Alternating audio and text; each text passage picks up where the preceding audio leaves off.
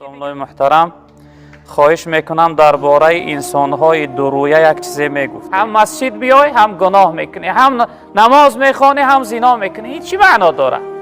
یک چه انتخاب کنه انسان. دورویه شخصیتی را گفته میشود که در نزد انسان، در محضر انسان با او معامله و مناسبت و گفتار خوب داره. مردم بدترین شخصیت در نزد خداوند انسانی هست که دورویه هست. بعد از اون با از جانب همون شخصیت از قفا میفهمی که در هر جا نسبت به شما گفتاری بد و ناخوب داره. برادران عزیز و بزرگوار من، ان شاء الله رب العالمین صحبت امروزه ما جواب سوال‌های هست که برادرها برای ما فرستادند. یک حصه از اون سوال‌ها را ان شاء الله که جواب میگوییم. اینجا یک برادر عزیز سوال داده: سلام علیکم داملای محترم، خواهش میکنم درباره انسان‌های دورویه یک چیزی میگفتید. اکنون برادران بزرگوار من، این سوالی که برادرمون داده است متاسفانه امروز درد جامعه ما هست. اکثر مردم این خصلت فعلی دورویگی را دارند. دورویه شخصیتی را گفته می شود که در نزد انسان، در محضر انسان با او معامله و مناسبت و گفتار خوب داره، اما از جانب در حق این شخصیت گفتارهای قبیح، گفتارهای بد، گفتارهای ناجا میگوید. این شخصیت یعنی که دورویه میگوید.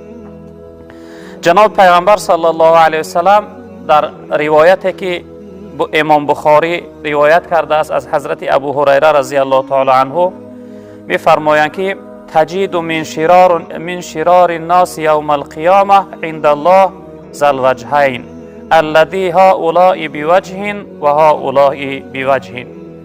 تن در روز قیامت از همه بدترین مردم، بدترین شخصیت در نزد خداوند انسانی هست که دورویه هست.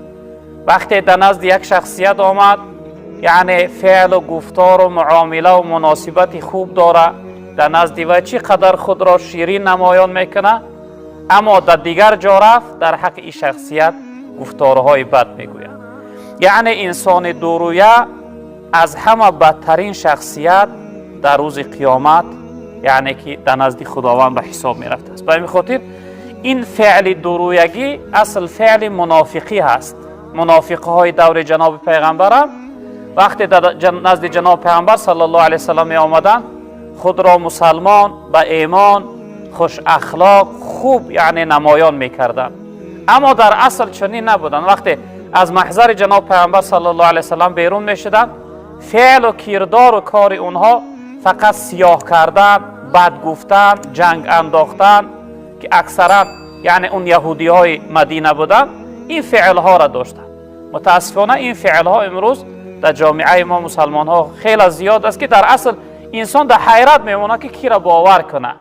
یک شخصیت در نزد در محضر می آید، گفتارش دیگر است، فعلش دیگر است، معامله و مناسبتش دیگر است.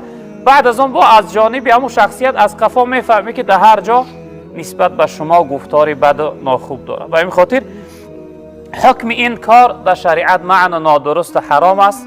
خواهش میکنیم از برادرای بزرگوار که از این دورویگی خود را نگه بدارند که در روز قیامت از همه بدترین مردم در نزد پروردگار میخیستند.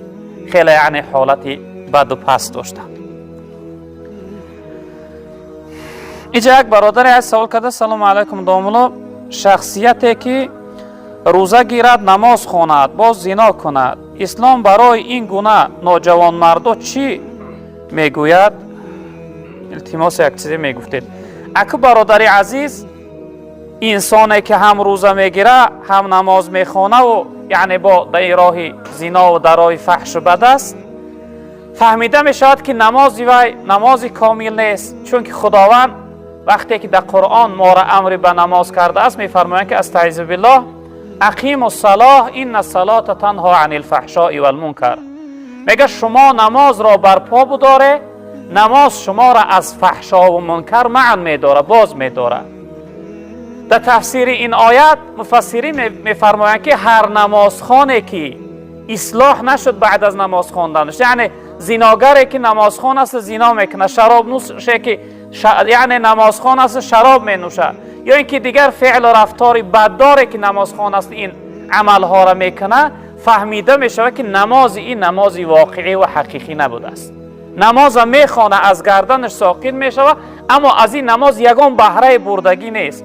این نماز سبب اصلاح وی، سبب نجات وی، سبب برکت حیات وی، سبب خوشبختی وی، سبب از گناه پاکیزه شدن وی نشده است. چون که خداوند گفت که نماز شما را از کارهای فحشا و منکر معن می‌دارد. وقتی که انسان نماز خواند و با زنا کرد، فهمیده میشه این نمازش نماز حقیقی نبود. چون که پروردگار هر چیزی را گفته است او حقیقی است میشود. که پروردگار گفتن شما نماز خوانه، نماز شما را از فحشا و منکر باز می‌دارد. و این خاطر انسانیت وقتی که نماز خوان است باید که اینا درویگی میگن، چی نوع پیشتر گفتیم، هم انسان نماز خونه هم زنا کنه، هم انسان نماز خونه هم دیگر کار گناه کنه، این نشانه مسلمانی نیست. مسلمان حقیقی باید که یک راه انتخاب کنه، در یک راه باشه.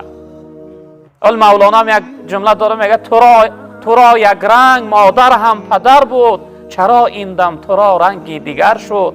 پدر و مادر تو مسلمان بودن، ایمان داشتن، مسلمان حقیقی و واقعی بودن، برای چی میگه امروز رنگی تو دیگرگون شده است؟ هم مسجد بیای هم گناه میکنی، هم نماز میخوانی هم زنا میکنی. این چی معنا داره؟ یک چه انتخاب کنه انسان، زناگری تا مردن تو به همون راه بره، یا که توبه کردی از تحت دل گشتی نمازخوان شدی، نمازخوان واقعی شد. این معنی نداره که انسان هم مسجد بیایه و هم نعوذ بالله دیگه کارها را کنه. از خدا ترسیدن در کار انسان هایی که یعنی در راه روزهای گذشته هم گفتیم زنا 3 عمل را جناب پیغمبر صلی الله علیه و سلم بیان کردن که در حالت انجام دادنش رو ایمان از بدن انسان خارج میشه و بیرون میشه. یکی از اونها زنا هست. پناه به خدا.